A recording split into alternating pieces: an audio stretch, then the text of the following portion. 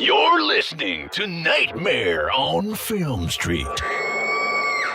The current time is 6:66. Traffic is clear ahead from here to the afterlife, but it's hell outside.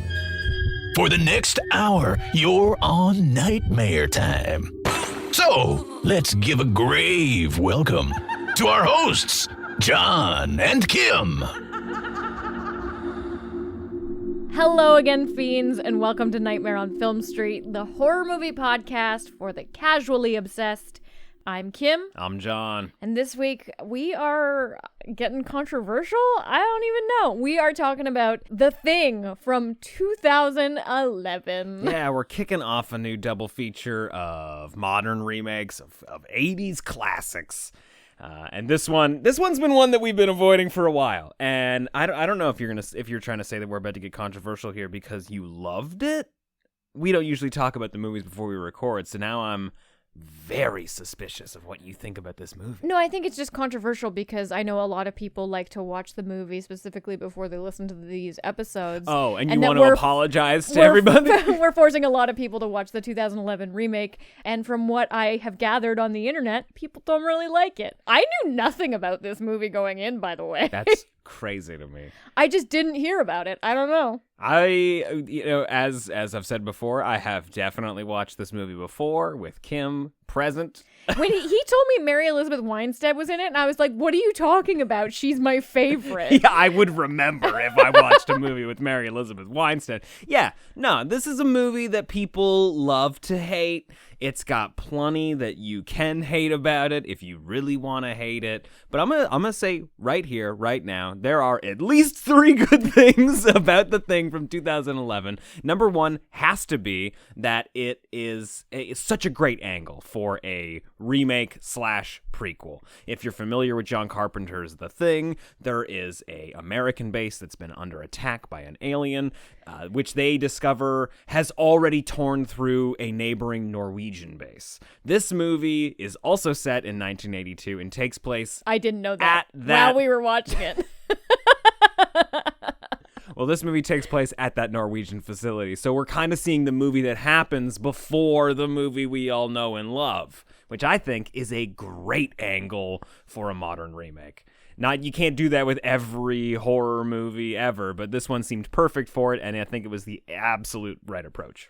Number 2, Kim, you want to throw one here for me? I mean, can a good bad thing be a good thing? Let me hear it. Let's hear the rough draft of this number 2. Egregious? No. Egregious? That's why I said good bad. Yeah, good thing about this movie, it's egregious. An abundant use of CGI. Did you like it? Did you think it was good? No, it was bad. I loved it. Okay, well, number 3. Wait, let me expand on this. For everything you loved about the practical effects in John Carpenter's original The Thing, you will loathe the volume of which they try to replicate that in CGI monsters, which I loved. I loved it so much. I think we need a rewrite on this number 2. It seems very negative to me. But I like bad CGI. Okay. I really like it. That's why 2000s horror is like my favorite guilty pleasure, because they knew it wasn't good and they just still were like, close up shot, now hold and cut, got it, money shot. Yeah, I mean, like, this is most of the conversation that we had when we were talking about Spawn a few weeks ago. Number 3, actual good thing about The Thing from 2011. See, you don't have one unless you're being mean. I'm worried that this is too much of a tag onto yours in the special effects category, but the ideas behind some of those special effects are great. Yeah, I agree with you. And that's maybe what makes the delivery of those ideas even better. Okay, well, number 3 then. This is my definitive stamp. This is an actual good thing about this movie. The Thing, the alien absorbs another dude by just pressing his face against the other guy's face, and then their faces melt together, and it's just like a two-faced monster screaming, running down the hallway. That was great. Yeah, The Thing iterations are wonderful. Yeah. Yeah. good special effects, bad special effects, great angle for a prequel remake. That's what we got. I'm sure we have other things to say about this movie. It's not gonna just be another 20 minutes of us reiterating those points, but here's the trailer for the thing. No, well, I'm not going to insult the movie for 20 minutes, so don't set it up like that. I really liked it. Wasn't good, but I enjoyed it. I had fun. Okay. I liked it. I think that's the best you can ask for a remake that you know is not going to be great. That you like it. You might want to wrap it up in a couple of days. Yeah, why is that? The last place you want to be is cooped up with a dozen Norwegian guys. We estimate it's been here 100,000 years. That's not possible.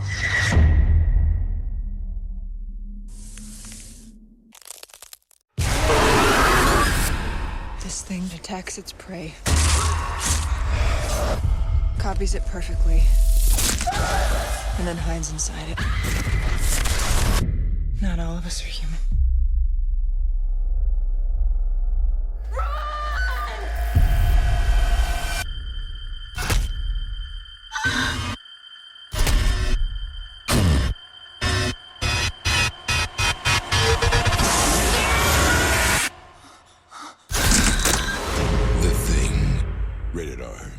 The Thing is currently sitting at a 6.2 out of 10 on IMDb. Kind of generous for IMDb. 34% on Rotten Tomatoes and a 2.7 out of 5 on Letterboxd. Now, like I said, and I will stand by this forever, this is a great angle for a remake. Could not have asked for a better way into this story. I had no idea going into it that we were following the Norwegian camp. I listened to the hype around the movie. It never was kind of on my radar because everyone's like, oh, it's a terrible remake. Like, don't watch it. So I was just like, okay, well, if it's not going to add anything to my life, like, I'm not going to go and seek it out. But going into it, I was like, oh, this is going to be extremely watchable. Like, I was very interested in, the fact that they weren't just going to give us another version of The Thing. They kind of do. They do. What happens to the Norwegian camp is very similar to what happens to the American camp, because old Hollywood is like, who's McCready though? That is the craziest thing about this movie. And I still want to talk about like the Norwegian camp setup and stuff, but like if you're going to go to all this effort to make it not the movie that we've already seen, the movie that everybody's familiar with, why are you going to cast a bunch of actors and dress them exactly the same as those other characters? Like, they've got different names, but Joel Edgerton's Sam is 100% Kurt Russell's McCready. Well, he's got short hair, though. He's got shorter hair, sure. They kind of just split him up, though, because Adam, who was initially Mary Elizabeth Winstead, Kate's kind of secondhand man, until he gets us eaten. He looks kind of McCready-ish, but then it kind of switches to the helicopter pilot when he shows up in the third act. Yeah, and then you've also got this other character named Derek, who is essentially Keith David's Childs from the 1982. Yeah, and he's buddy with. So that was almost one of my good things. I'm not gonna lie, I'm very mad that they did this. Kind of cool to see these guys being buds in this movie. They are a team here. It's like dynamic duo ripping through. But the other thing is they're also American, So it's the Norwegian camp, but half the people here are Americans. Yeah. So the reason why I didn't know that it was the Norwegian camp, and I didn't realize until about 15 minutes into the movie, was because we start with Mary Elizabeth Winstead in her lab or whatever, which I thought they were already on the ship because there was no establishing shot that we weren't in fact in the Arctic. And they're like, hey, we found a thing, come dissect it. And she's like, cool. And then she's the only one there with no heavy, this is my third language accent. Except for a half a dozen people that Except for everyone else. Except for everyone else. There's 5 Norwegian guys and a bunch of American crew members.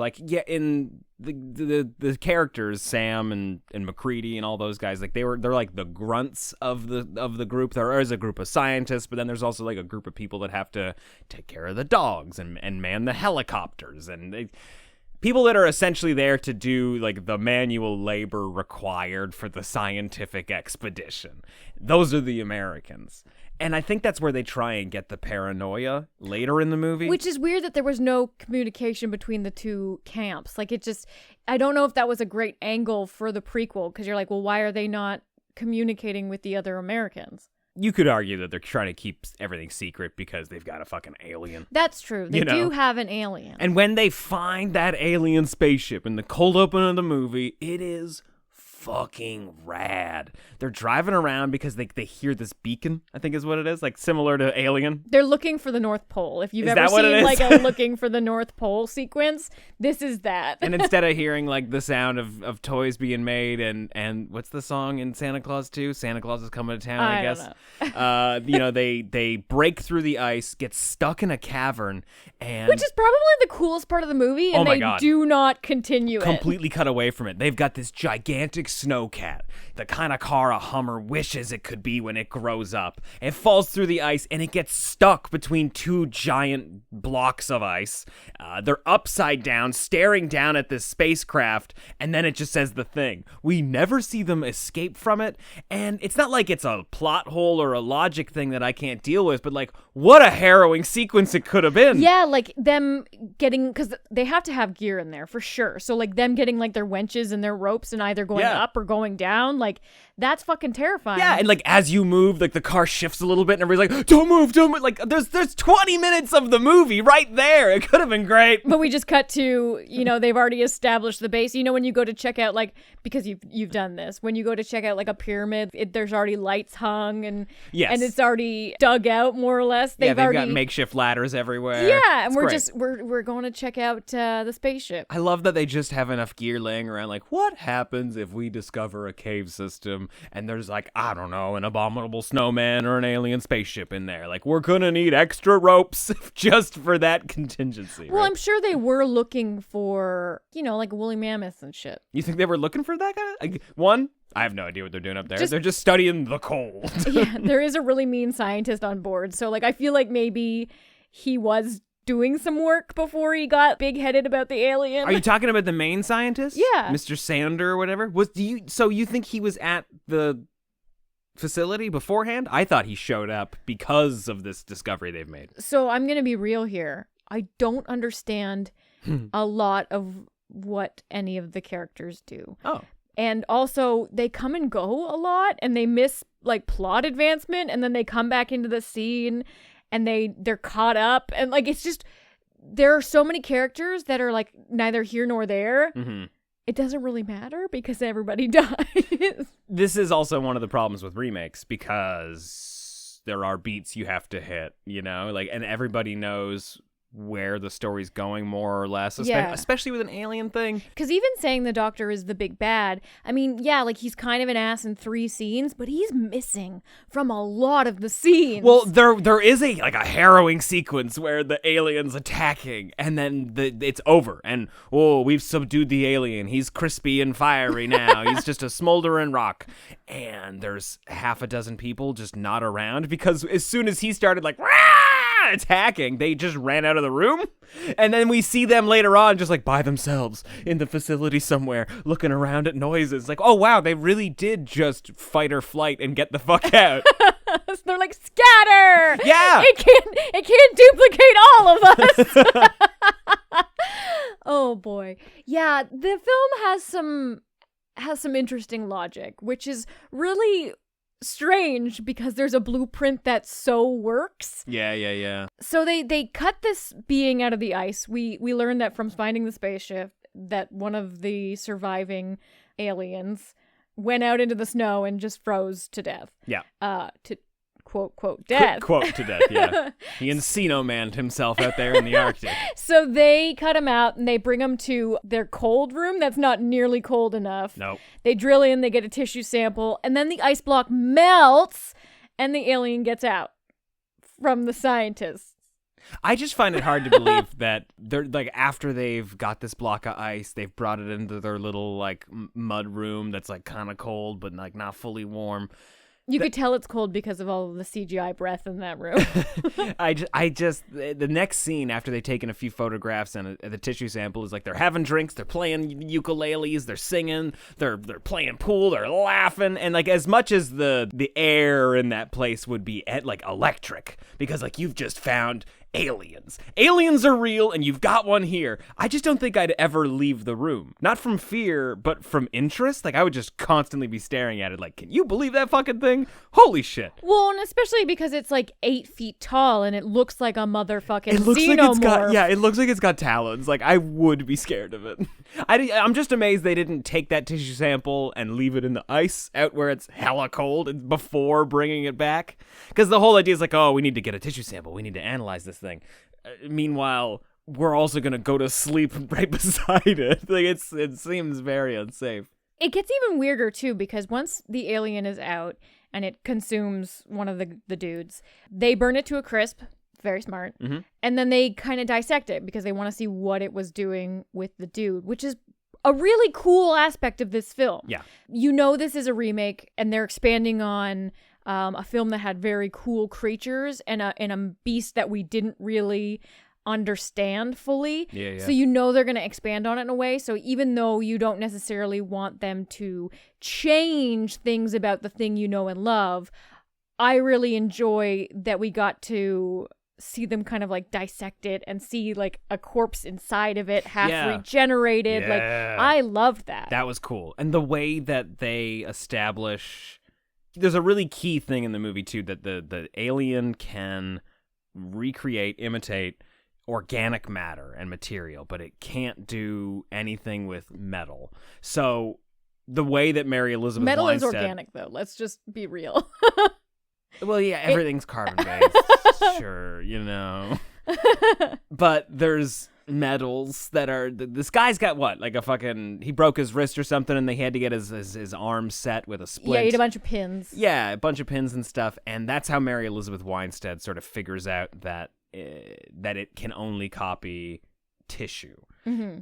Got you there. That's how I say it. That's how we cover our bases. It can cover tissue, not just organic matter.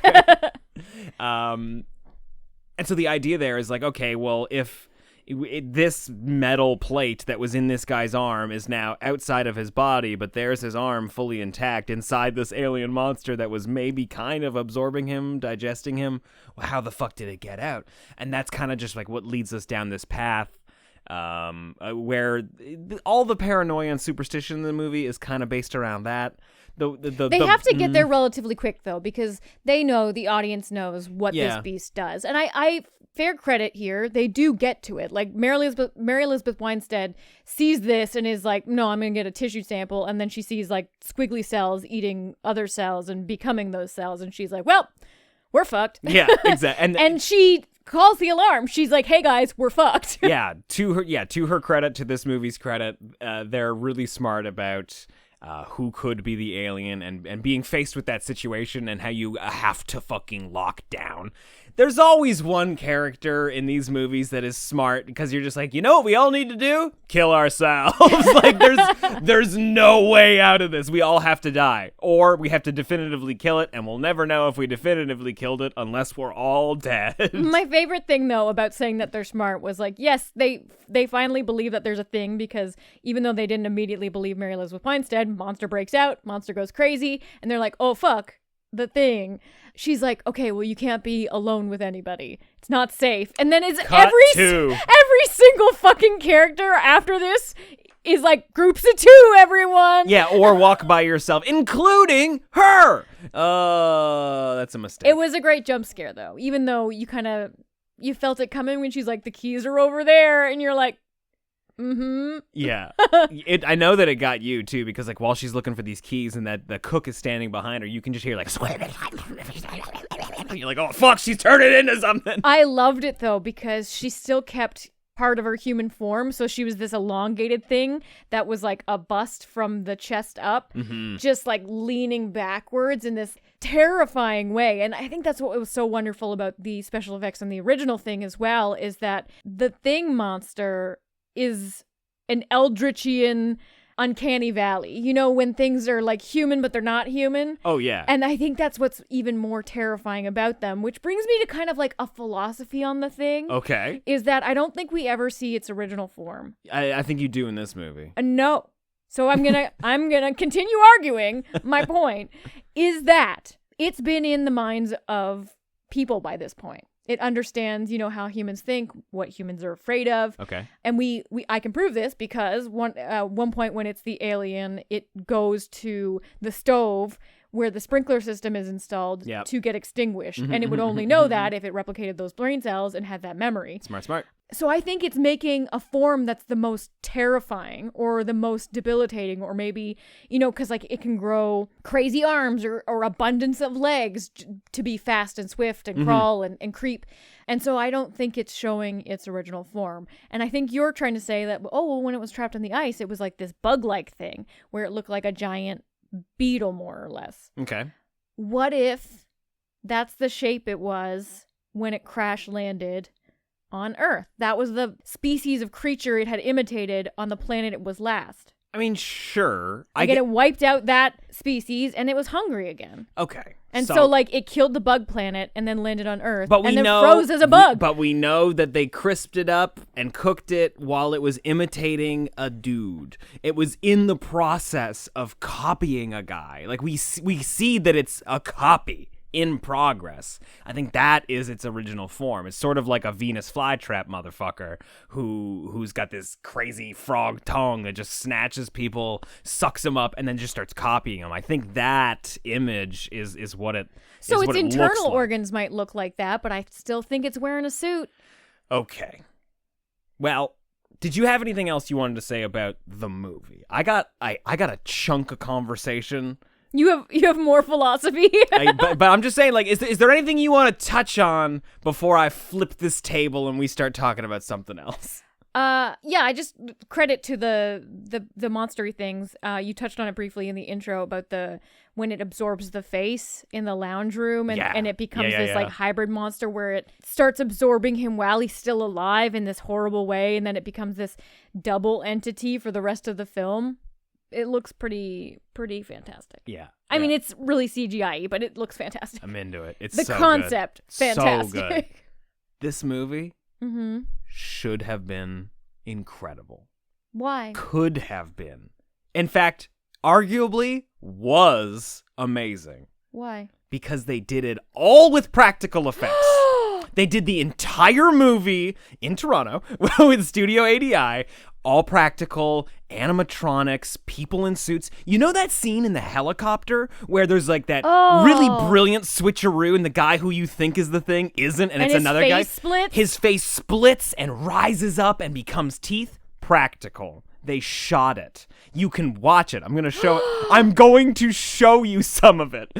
And then the studio said that it looked too 80s, and they went everything digital in this movie was done practically. Some of the practical stuff you can still see occasionally. I am so sad for those artists. I'm sad for everybody involved. Oh my god. And here's the other thing that this is maybe a choice for the better. The end of the movie was completely reshot. Is this why you wouldn't let me Google the film? Yes, this is exactly why. And I knew this before seeing the movie that it was like a few years ago. I take back my good thing.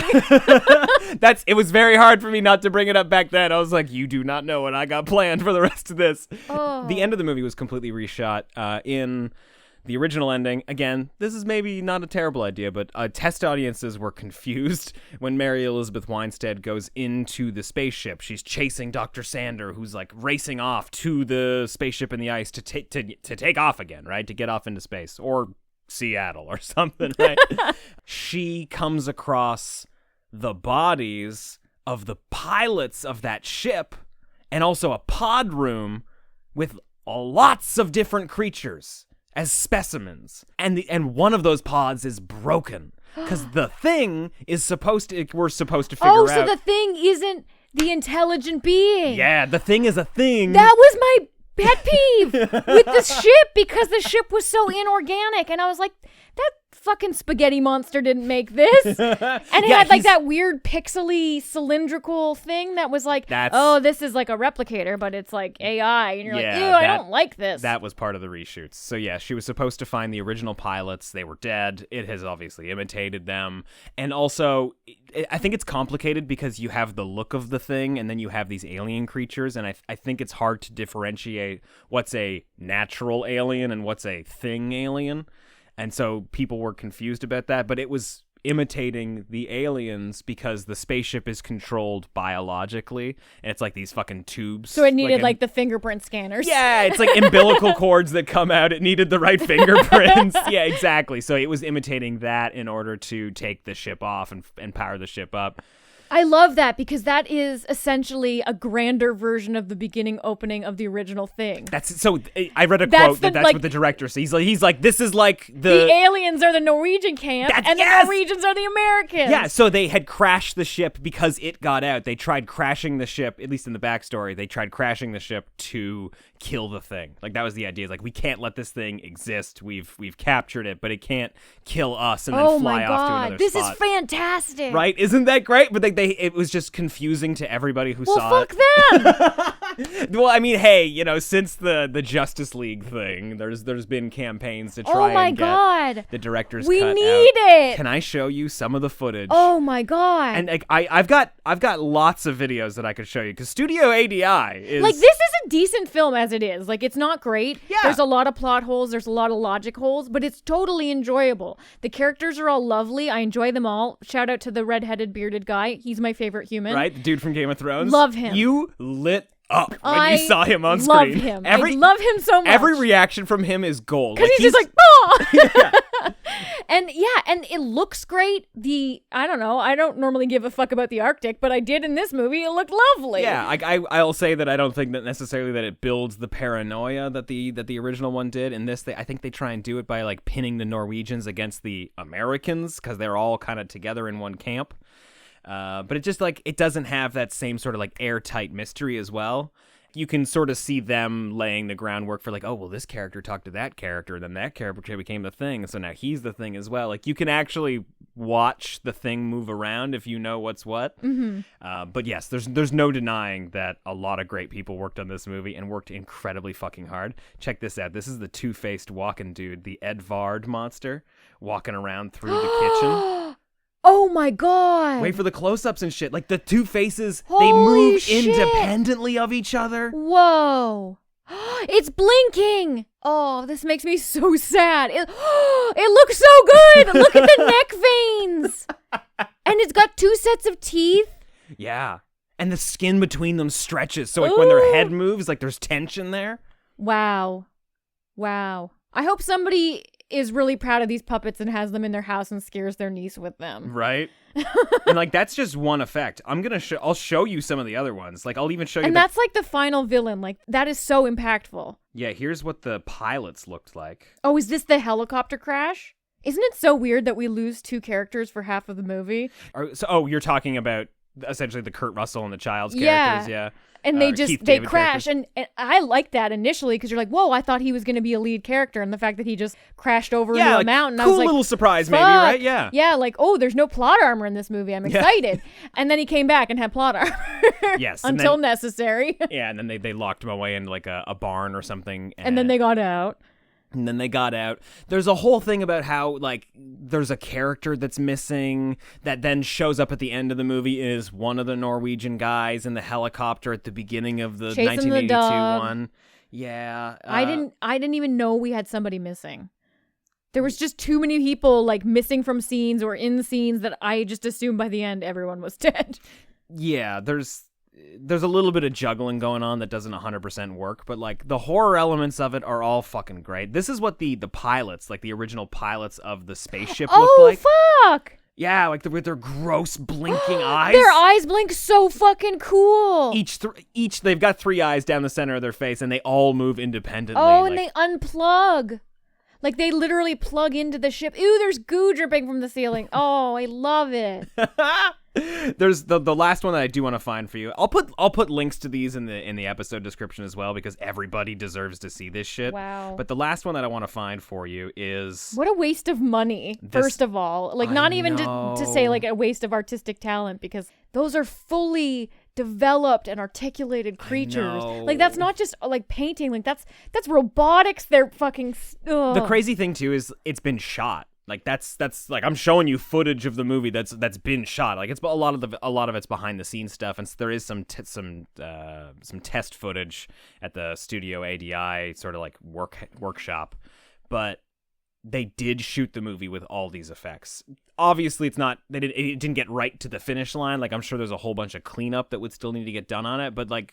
You know, if money was not an issue, there exists a world where we could see the director's cut of the movie with the original ending. Well, there's no harm in enhancing what they had made with CGI. Like, they were at a point where it's 2011, that technology existed that they could have enhanced. That was always the plan. Added some realism to those puppets. Well, you can see it, like, even, like, lots of, like, the background stuff and the props that they're using to move them around are all green. Like, they're all green screened, so that way you can take them out easily. Like, it was going to be like The Walking Dead, you know, like it would be 50 to 80% practical, and then you clean it all up with a little bit of digital. But I guess it just looked, again, this is a quote, too 80s, which probably just means like maybe it was too gory. You're remaking a much beloved movie from the 80s with practical insane gore. That's most known for its practical effects. Right, the practical effects in the thing were so fucking good that even Gene Siskel didn't have anything bad to say about them.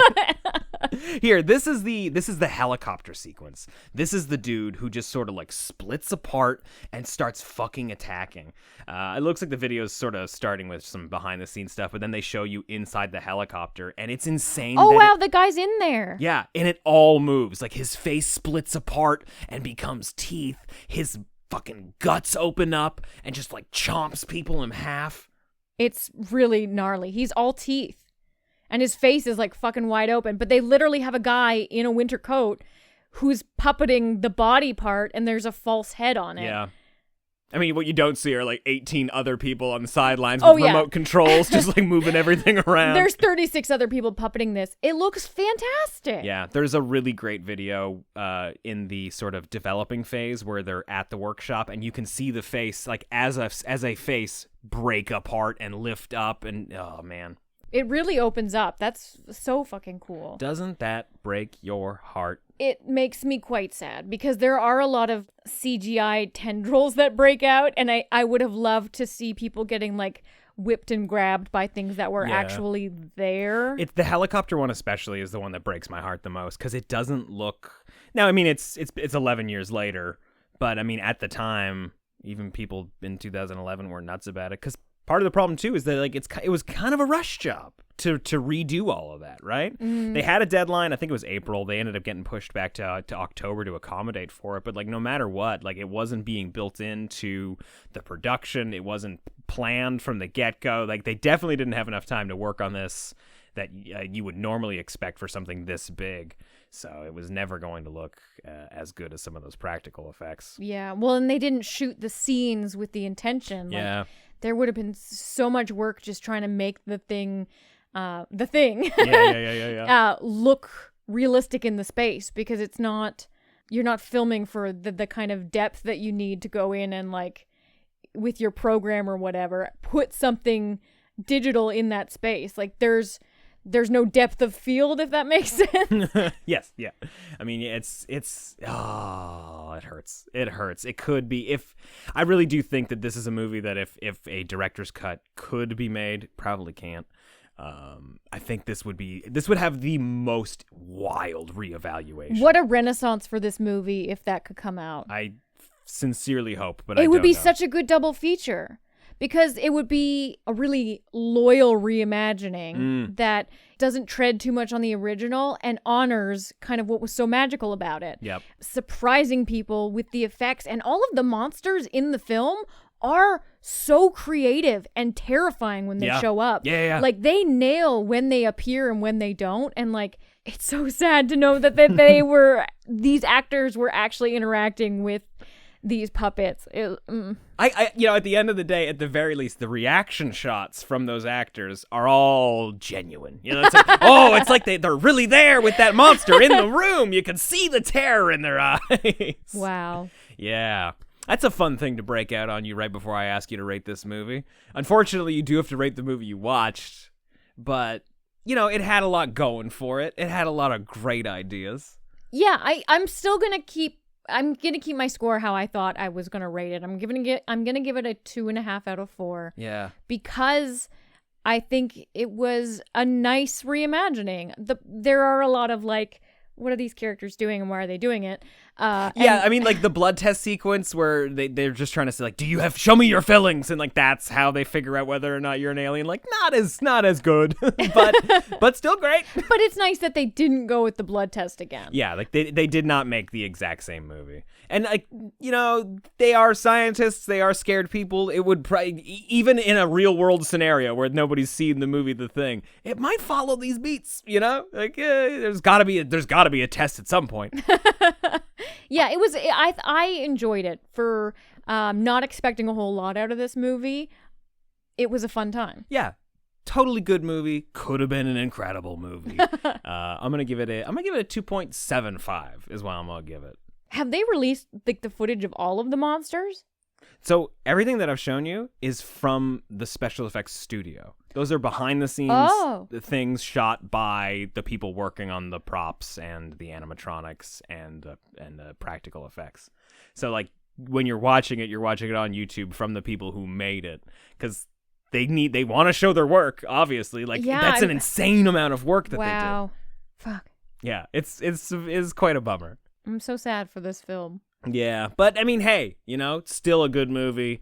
And fingers crossed that, like we need people like us. We need people like you listening out there, rattling cages, banging on doors, throwing eggs at studio executives' houses, be like, give me the fucking director's cut, god damn it. Like, are they yelling about Justice League again? Like, no, I think this person's yelling about The Thing. Like, they really come out of the woodwork as soon as you hear about an unrated cut on the internet, eh? Okay. But either way, let us know what you thought of 2011's The Thing. We think it's totally worth a rewatch if it's been a long time since you've seen it. And also, way better than everybody's told you. It is a totally good movie. Hit us up on Twitter at NOFS Podcast or in the Nightmare on Film Street Discord at nofspodcast.com/Discord. And while you're at it, leave us a 5-star rating on Apple Podcasts or Spotify, wherever you're listening to this podcast. Spotify's the easiest because it's literally just a star rating system. But like, if you got a few nice things you want to say, please head over to Apple Podcasts. It really helps us grow the horde and get the show in front of more fiends like yourself. We'll be back at you again next week with another episode of Nightmare on Film Street and possibly another remake. Definitely another remake. Maybe a controversial one. Who knows? Yeah, no, there are a lot of supporters of this remake out there. Until then, I'm Kim. I'm John. Stay creepy. It appears you made it out alive, but we'll get you next time. Help us to grow the horde. Leave a 5-star review on Apple Podcasts or wherever you subscribe. More terror can be found lurking on our website, nofspodcast.com. Until next time, stay creepy, fiends.